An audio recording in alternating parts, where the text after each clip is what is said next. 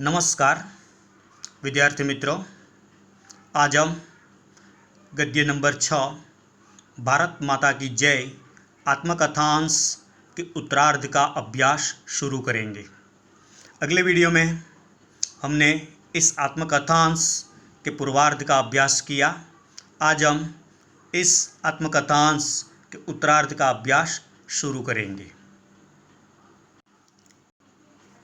तो विद्यार्थी मित्रों, अगले वीडियो में इस आत्मकथांश के पूर्वार्ध के संदर्भ में हमने अभ्यास किया। पंडित जवाहरलाल नेहरू लोगों के बीच में जाते हैं, लोगों के मुंह से निकलने वाला नारा वंदे मातरम और भारत माता की जय का सुनते हैं। फिर लोगों से ये सवाल पूछते हैं कि हम भारत माता की जय क्यों बोलते हैं, भारत माता की जय का मतलब क्या है। ये सवाल पंडित जवाहरलाल नेहरू लोगों से पूछते हैं, लेकिन लोगों में से किसी को भी ये नहीं मालूम कि इस नारे का मतलब क्या है। अब हम आगे बढ़ते हैं। अब भी मैंने सवाल करना बंद नहीं किया। बेहद हिम्मत करके एक आदमी ने कहा कि माता का मतलब धरती से है। उस बेचारे किसान का दिमाग धरती की ओर गया और उसकी सच्ची माँ है, भला करने और भला चाहने वाली। पंडित जी कहते हैं कि मैंने बार बार इसी प्रश्न को दोहराया, फिर भी लोगों में से कोई इस प्रश्न का उत्तर नहीं दे रहा था। तो इतने में एक किसान ने हिम्मत करके जवाब दिया और कहा कि माता का मतलब है धरती से, क्योंकि किसान के लिए धरती ही उनकी माता है, क्योंकि वह धरती भला करने वाली है और भला चाहने वाली है। इसलिए इस बात को ध्यान में रखते हुए किसान ने हिम्मत बटोरकर पंडित जी को ये उत्तर दिया कि धरती का मतलब माता का मतलब धरती से है और हम धरती की जय बोलते हैं। कौन सी धरती, मैंने फिर पूछा। पंडित जी कहते हैं कि किसान ने हिम्मत करके मुझे उत्तर तो दिया कि माता का मतलब है धरती से। तो मैंने उसी जवाब को सुनते ही एक और प्रश्न पूछ लिया कि कौन सी धरती, कौन सी धरती, क्या आपके गांव की धरती या पंजाब की या दुनिया की। एक प्रश्न के साथ अन्य प्रश्न भी जोड़ दिए गए कि क्या तुम्हारे गांव की धरती, क्या पंजाब की धरती या पूरी दुनिया की धरती। इस पेचीदा सवाल से वे और परेशान हुए। तब बहुत से लोगों ने चिल्लाकर कहा कि इस सब का मतलब आप ही समझाइए, कुछ भी नहीं जानते और सारी बातें समझना चाहते हैं। पहले प्रश्न का उत्तर तो किसान ने हिम्मत करके दे दिया, लेकिन इसी उत्तर के साथ 3 और प्रश्न सामने आए।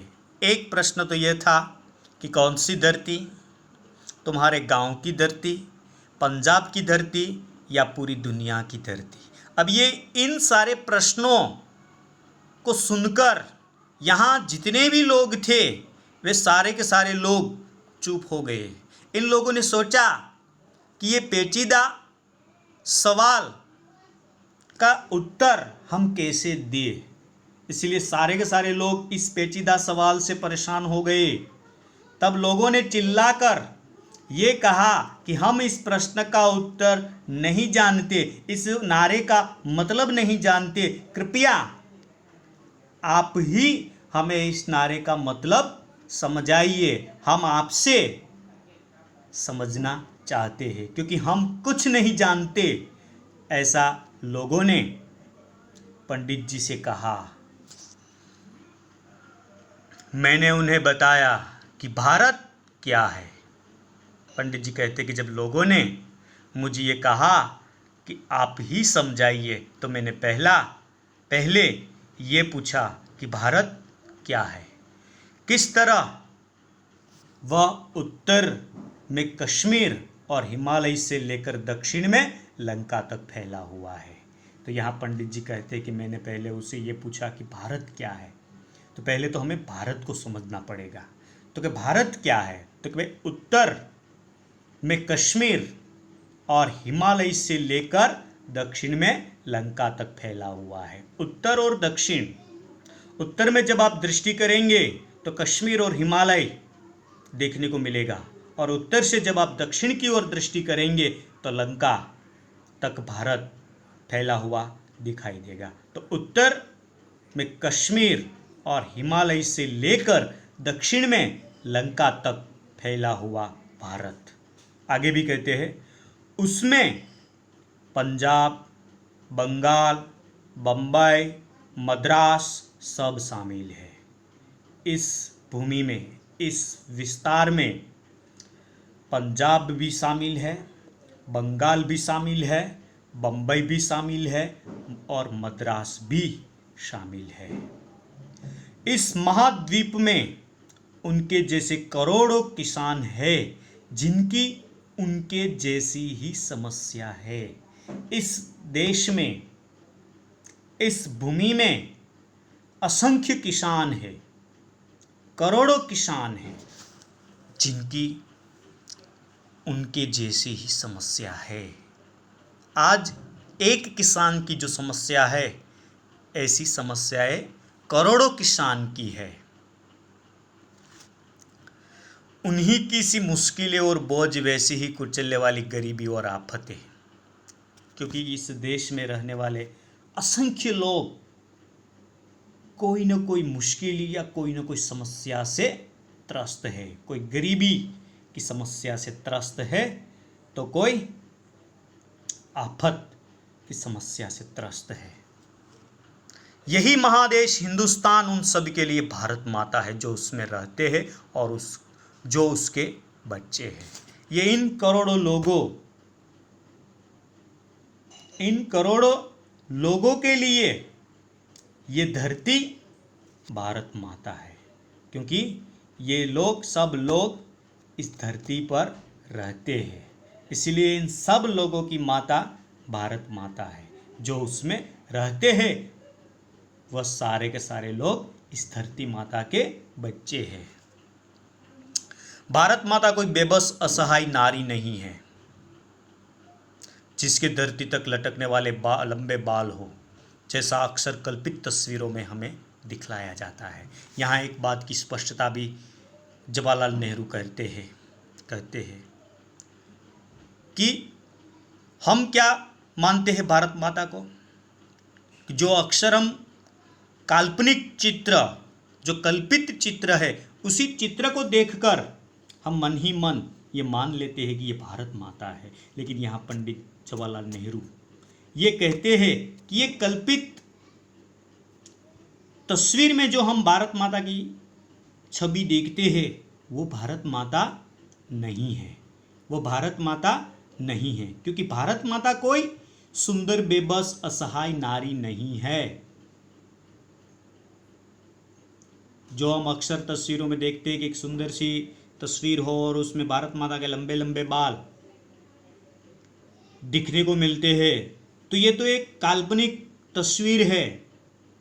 असल में भारत माता ये नहीं है, क्योंकि ये तो हमारा एक काल्पनिक चित्र है, काल्पनिक चित्र है। इसलिए यहाँ पंडित जी इन सभी लोगों से ये कहते हैं कि जो हम कल्पना के चित्र में जिस भारत माता को हम माता मानते हैं, तो भारत माता वो भारत माता नहीं है। मैंने उन्हें बताया कि भारत माता की जय, यह जय बोलकर हमने किसकी जय बोली? भारत माता की जय जब हम बोलते हैं तो असल में हमने किसकी जय बोली? प्रश्न पूछा है। उस कल्पित स्त्री की नहीं जो कहीं भी नहीं है, तब क्या ये हिंदुस्तान के पहाड़ों, नदियों, रेगिस्तानों, पेड़ों, पत्थरों की बोली जाती है? यहाँ पहले तो पंडित जवाहरलाल नेहरू ने ये स्पष्टता कर दी लोगों से कि जो हम काल्पनिक चित्र को भारत माता मानते हैं तो ये गलत है, क्योंकि भारत माता कोई बेबस या असहाय नारी नहीं है। जब हम भारत माता की जय बोलते हैं तो उस तस्वीर में दिखने वाली माता की जय नहीं है, वो भारत माता की जय हम नहीं बोलते। तो क्या इस देश के अंदर पहाड़, नदियाँ, रेगिस्तान, पेड़, क्या हम उनकी जय बोलते हैं? तो पंडित जवाहरलाल नेहरू कहते हैं नहीं। न तो हम काल्पनिक तस्वीर में दिखने वाली स्त्री की जय बोलते हैं, न तो हम इस देश में असंख्य पहाड़ें हैं, असंख्य नदियां हैं, असंख्य पेड़ हैं, तो क्या हम पेड़ों, पर्वतों और नदियों की जय बोलते हैं? तो पंडित जी कहते हैं कि नहीं, हम इनकी जय नहीं बोलते। तो हम किसकी जय बोलते हैं? इसके बारे में वो आगे कहते हैं। उन्होंने जवाब दिया, लेकिन कोई ठीक उत्तर वे मुझे न दे सके। लोगों के सामने जब ये बात पंडित जी ने रखी तो इन लोगों में से कोई इस बात का उत्तर नहीं दे पाए। तब पंडित जी कहते हैं कि इस बात का उत्तर मुझे ही देना पड़ा। इसीलिए पंडित जी आगे कहते हैं, निश्चय ही हम जय लोगों की बोलते हैं जो भारत में रहते हैं, उन करोड़ों आदमियों की जो उसके गांवों और नगरों में बसते हैं। मैंने उन्हें बताया। इस जवाब से उन्हें हार्दिक प्रसन्नता हुई और उन्होंने अनुभव किया कि जवाब ठीक भी है। पंडित जी कहते कि मुझे अपेक्षा थी कि मेरे इस प्रश्न का उत्तर यहाँ उपस्थित लोगों में से कोई व्यक्ति देगा, लेकिन ऐसा नहीं हुआ। तो मैंने इन लोगों से कहा कि हम भारत माता की जय जब हम बोलते हैं तो हम खुद की जय बोलते हैं, हम इस देश में रहने वाले प्रत्येक व्यक्ति की जय बोलते हैं। न तो हम काल्पनिक चित्र में दिखने वाली स्त्री की जय बोलते हैं, न हम नदियों की जय बोलते हैं, न हम पहाड़ों की जय बोलते हैं, न हम रेगिस्तानों की जय बोलते हैं, न हम पेड़ों की जय बोलते हैं। हम जय बोलते हैं तो हम खुद की जय बोलते हैं, क्योंकि हम इस धरती पर रहते हैं। और जब मैंने ये उत्तर लोगों के सामने रखा, मैंने जब इस नारे का मतलब बताया, तो लोगों ने ये उत्तर सुनकर लोगों के हृदय में प्रसन्नता की किरण स्पष्ट रूप से झलकती नजर आई, दिखाई दी।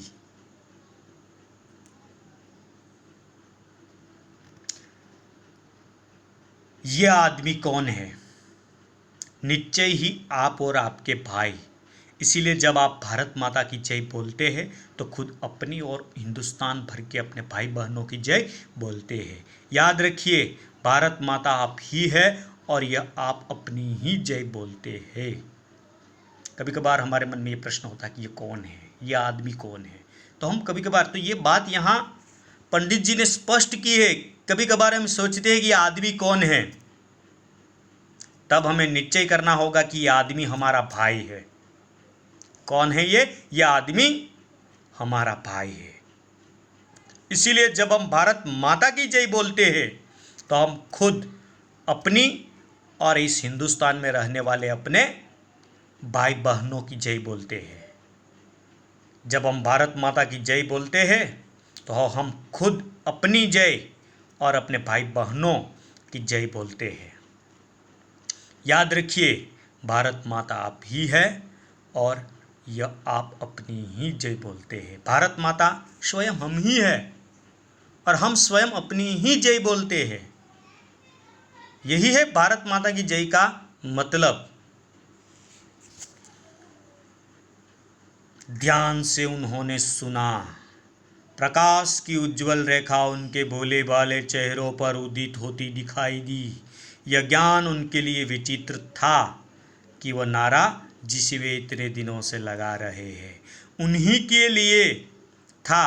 हाँ, रोहतक जिले के गांव के उन्हीं बेचारे जाट किसानों के लिए यह उन्हीं की जय थी।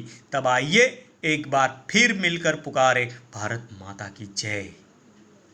तो यहाँ पंडित जी ये कहते हैं कि जब मैंने इस नारे का मतलब लोगों के समक्ष रखा तो इन लोगों ने बड़े ध्यान से मेरी बात को सुना और समझा, और जैसे ही ये बात पूरी हुई तो इन लोगों के चेहरे पर एक प्रकाश सी किरण स्पष्ट रूप से झलकती दिखाई देती थी। और ये लोग कई समय से, कितने ही महीनों से, जब कभी भी कोई कांग्रेस का कार्यकर कहता था कि भाई वहाँ जाना है और वहाँ ज़ोर शोर से नारा लगाना है, तो वे लोग उन्हीं के आधार पर ज़ोर शोर से नारा लगा देते थे।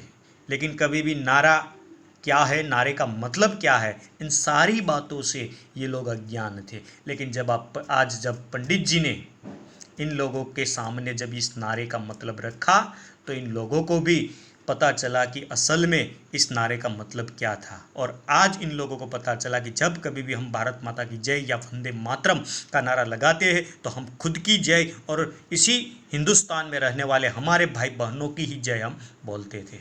तो इस प्रकार पंडित जी फिर अंत में सभी लोगों को एक साथ नारा लगाने के लिए कहते हैं, भारत माता की जय। और इस प्रकार सब लोग एक साथ मिलकर भारत माता की जय का नारा लगाते हैं। और ये जो आत्मकथांश का जो आज का जो अभ्यास था हमारा उत्तरार्ध का, वो अभ्यास हम यहाँ पूरा करते हैं। शब्दार्थ टिप्पणी है, उसे भी आप ध्यान से पढ़ लेना और हिंदी विषय की नोटबुक में स्वच्छ और सुंदर अक्षरों में लिख देना। शब्दार्थ टिप्पणी के बाद स्वाध्याय के जो प्रश्न है, सही विकल्प वाले प्रश्न, तो विकल्प वाले प्रश्न लिखना। विकल्प के बाद एक एक वाक्य के प्रश्न, एक एक वाक्य के प्रश्न के बाद 2-3 वाक्य के प्रश्न, और 2-3 वाक्य के प्रश्न के बाद सविस्तार पूर्वक यानी कि 5-6 वाक्यों में उत्तर दीजिए। इन सारे प्रश्नों को आप अपनी हिंदी विषय की नोटबुक में लिख देना। तो आज के इस वीडियो में यहाँ तक ही। अस्तु।